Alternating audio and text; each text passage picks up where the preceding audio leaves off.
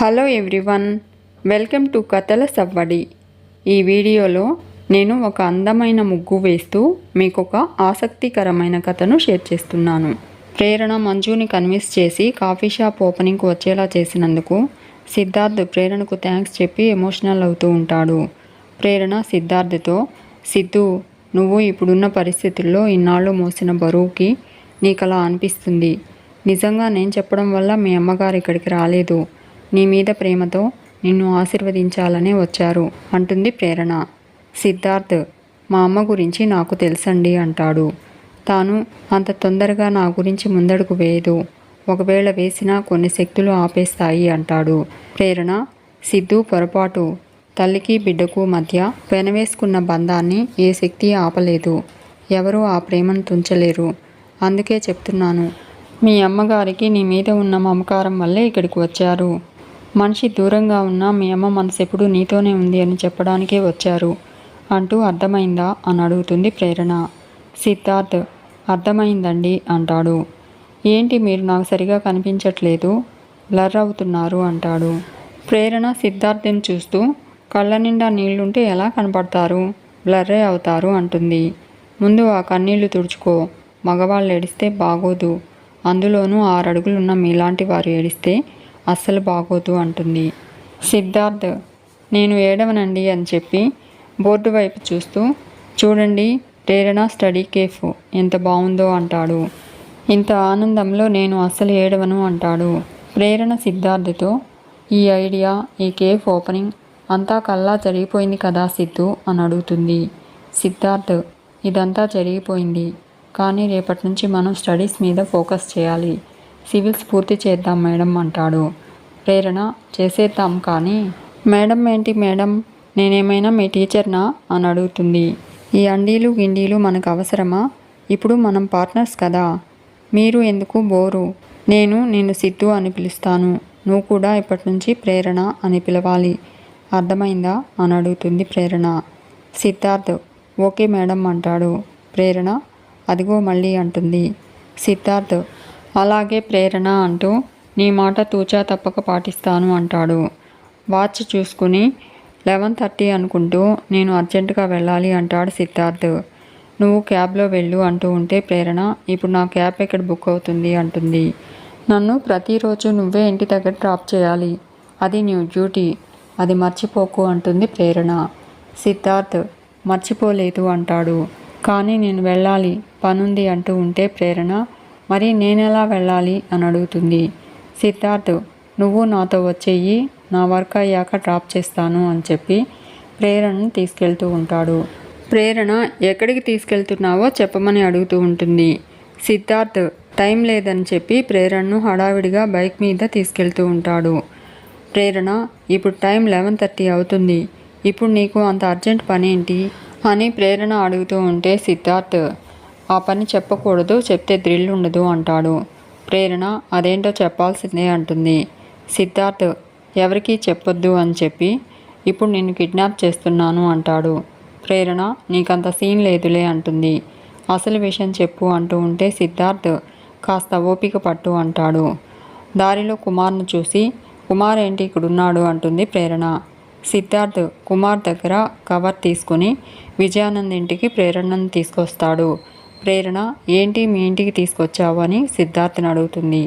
సిద్ధార్థ్, మా ఇల్లు కాదు, మా అమ్మ ఉండే ఇల్లు అంటాడు.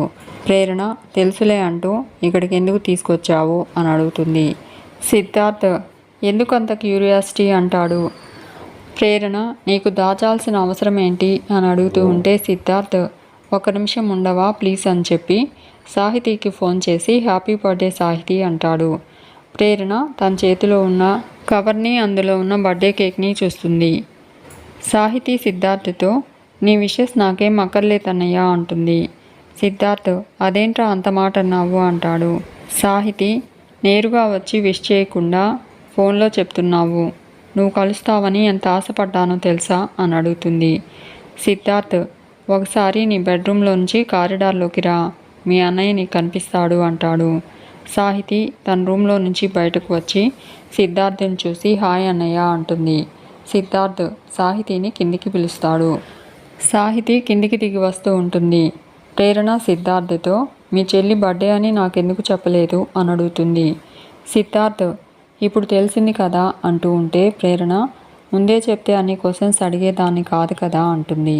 సిద్ధార్థ్ నీ క్వశ్చన్స్ బాగుంటాయి, అందుకే సస్పెన్స్లో పెట్టాను అంటాడు. సాహితి సిద్ధార్థ్ దగ్గరకు వచ్చి సిద్ధార్థని హక్ చేసుకుంటుంది. సిద్ధార్థ్ హ్యాపీ బర్త్డే సాహితి అంటాడు. సాహితి థ్యాంక్ యూ అన్నయ్య, థ్యాంక్ యూ సో మచ్ అంటుంది. ప్రేరణ సాహితితో హ్యాపీ బర్త్డే అంటూ విష్ చేస్తుంది. సాహితి థ్యాంక్ యూ అంటుంది. సిద్ధార్థతో అన్నయ్య నేను చూసి చాలా సర్ప్రైజ్ అయ్యాను తెలుసా అంటుంది. సిద్ధార్థ్ ఇప్పుడు కేక్ కట్ చేస్తే సర్ప్రైజ్తో పాటు హ్యాపీగా ఫీల్ అవుతావు అంటాడు. సిద్ధార్థ్ కేక్ ఓపెన్ చేసి బైక్ మీద పెట్టి క్యాండిల్స్ వెలిగిస్తాడు. హ్యాపీ బర్త్డే టు యూ అంటూ సిద్ధార్థ్ ప్రేరణ సాంగ్ పాడుతూ ఉంటారు. సాహితి క్యాండిల్స్ ఊదుతుంది. సాహితి కేక్ కట్ చేయబోతూ ఉంటే హ్యాపీ బర్త్డే సాహితి అంటూ విజయానంద్ అక్కడికి వస్తాడు. విజయానంద్ పక్కనే మంజు కూడా ఉంటుంది. విజయానంద్ సాహితితో కట్ చేయమ్మా సాహితి, నువ్వు చాలా లక్కీ అంటాడు. ఈ విజయానంద్ కూతురి బర్త్డే సెలబ్రేషన్ రోడ్డు మీద పెట్టాడు, ఇంకా నయం ఏ డంపింగ్ యార్డ్లోనూ పెట్టలేదు అంటాడు. మంజుతో ఏంటి మంజు నువ్వు బాధపడుతున్నావా? ఇప్పుడేంటి మనం ఎప్పుడూ రోడ్డు ఎక్కేసాం కదా, ఇక పరువు ప్రతిష్ట అని నువ్వే ఫీల్ అవ్వకు అంటాడు. సిద్ధార్థ్ చెల్లెలి పుట్టినరోజు జరిపించడం పరువు తీయడం కాదు, తన్ను సంతోషపెట్టడం అంటాడు. విజయానంద్ సాహితితో విన్నావా సాహితి, నిన్ను సంతోషపెట్టాలి అంటే రోడ్డు మీద బర్త్డే చేయాలి, మమ్మల్ని ఇలా వీధిలో నిలబెట్టాలి అంటాడు. మంజుతో మంజు మన కూతురు మీద వాడికి నిజంగా ప్రేమ ఉంటే వాడి చెల్లెళ్ళు పుట్టినరోజు జరిపించాలనుకునే వాడే అయితే ఇంటి ముందుకు వచ్చిన వాడు ఇంట్లోకి రావచ్చు కదా, మనం కాదంటామా? మనల్ని వీధుల్లోకి తీసుకురావడమే కాకుండా మన గురించి మన సంబంధ బాంధవ్యాల గురించి సంబంధం లేని వాళ్ళకు కూడా తెలియాలా అని విజయానంద్ అడుగుతూ ఉంటే మంజు ప్రేరణ వైపు కోపంగా చూస్తూ ఉంటుంది. ప్రేరణ ఇబ్బందిగా ఫీల్ అవుతుంది. విజయానంద్ ఇప్పటిదాకా మనవాడి గొప్పతనం 4 గోడల మధ్య ఉంది, మన పరువు ఇంట్లోనే ఆగిపోయింది, కానీ ఇప్పుడు మాత్రం రోడ్డెక్కేసింది, అసలు ఇందులో ఎవరికి సంతోషం ఉంటుంది మంజు అంటాడు విజయానంద్. సాహితి విజయానంద్తో డాడీ ఇప్పుడు అవన్నీ ఎందుకు అంటుంది. అన్నయ్య నా కోసం వచ్చాడు, ఎందుకంత గొడవ చేస్తున్నావు అని అడుగుతుంది. విజయానంద్ నీకోసమే వచ్చాడు కాదనను, కానీ మీ అమ్మ నేను లేని నువ్వు ఎక్కడి నుంచి వచ్చావు? నేనంటే నచ్చను సరేనమ్మా, నీకోసం మీ అమ్మ కోసం తన ఇంట్లోకి రావచ్చు కదా, అంత పాపం మేము ఏం చేశాం అని అడుగుతాడు విజయానంద్. సిద్ధార్థ్ రోజు రోజుకి కొత్తగా మాట్లాడుతున్నానని పాత మాటలే ట్రై చేయకు అంటాడు. నేనెందుకు ఇంట్లోకి రావట్లేదు నీకు తెలుసు, మా అమ్మకు చెల్లికి నేనెందుకు దూరంగా ఉంటున్నానో నాకు తెలుసు అని అంటూ ఉంటే విజయానంద్ ఎన్నాళ్ళని అదే మాట చెప్తావు సిద్ధు, ఎన్నేళ్ళని నా విషయంలో భ్రమలో ఉంటావు అని అడుగుతాడు. సిద్ధార్థ్ ఎన్నేళ్ళైనా నువ్వు చేసింది చెరిగిపోయేది కాదు, నాకు జరిగిన నష్టం మాసిపోయేది కాదు, అది మర్చిపోయి నాటకాలు ఆడొద్దు అంటాడు సిద్ధార్థ్. మంజు సిద్ధార్థతో ఏం చేశారా మీ నాన్న, నీకేం నష్టం చేశారని, నువ్వు ఎదగాలని కోరుకోవడం నీకు చేసిన నష్టమా అని అంటూ ఉంటే సిద్ధార్థ్ మాట్లాడబోతాడు. మంజు కోపంగా ఇక నువ్వేం మాట్లాడొద్దు అంటుంది. ఆయన మంచితనం అర్థం చేసుకోకపోగా నిమిషానికి ఒకసారి ఆయన మనసు గాయపరుస్తాను అంటే నేను చూస్తూ ఊరుకోను చెప్తున్నా అంటుంది. విజయానంద్ మంజు ఏంటిది అంటాడు.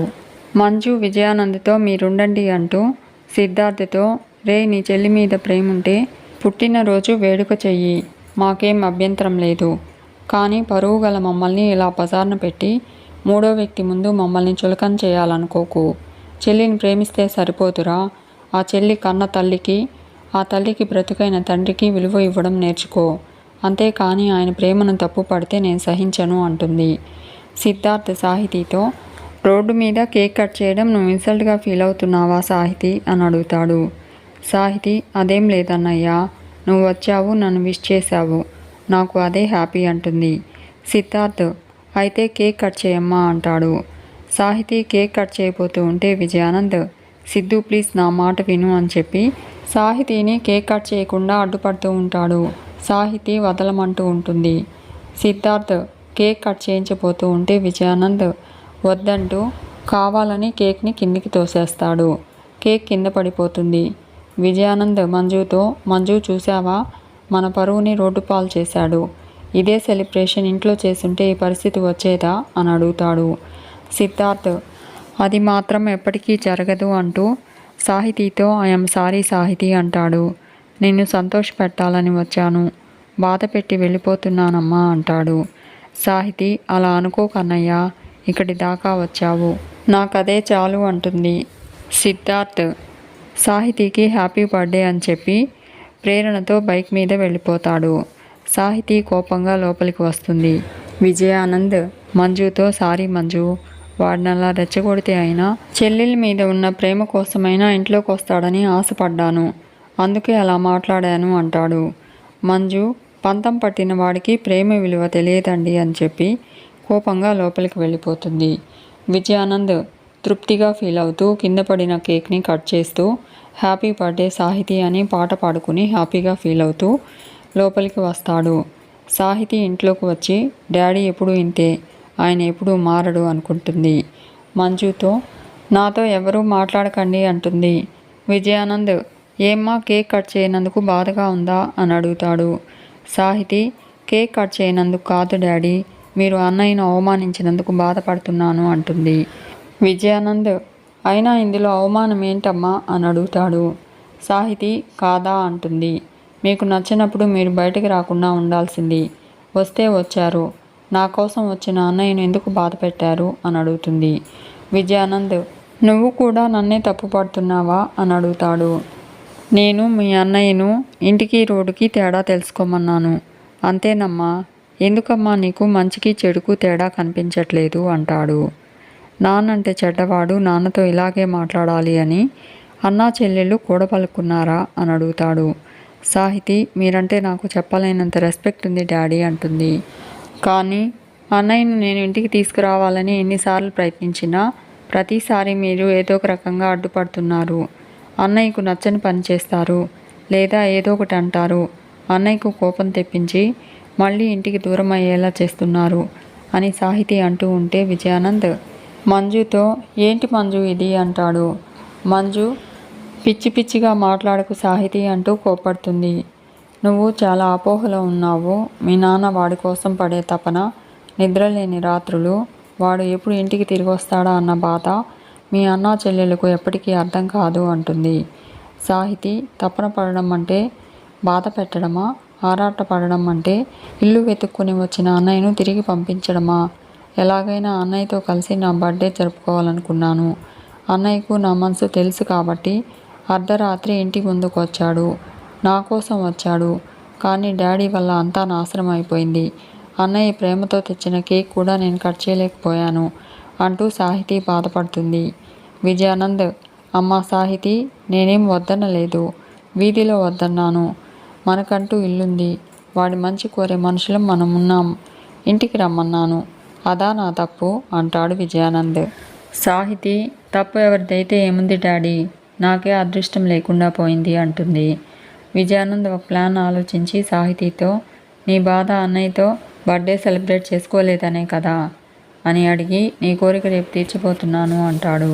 తెల్లవారితే నీ బర్త్డే ఇంట్లో సెలబ్రేట్ చేయాలనుకున్నాను, కానీ రేపు మీ అన్నయ్య కేఫ్లో అందరినీ పిలిచి నీ బర్త్డే సెలబ్రేట్ చేద్దాం అని చెప్పి నాకు నీకన్నా వాడికన్నా ఎవరూ ఎక్కువ కాదు అంటాడు.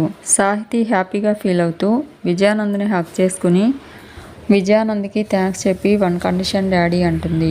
మీరు ఫోన్ చేసి కేఫ్ బుక్ చేయకూడదు, కేక్ ఆర్డర్ చేయకూడదు, అలా చేస్తే అన్నయ్య ఒప్పుకోడు, అన్నీ నేనే ప్లాన్ చేసుకుంటాను అంటూ మంజుతో అమ్మ మీరు టైంకి వస్తే చాలు అంటుంది. విజయానంద్కి థ్యాంక్స్ చెప్పి సాహితీ వెళ్ళిపోతుంది.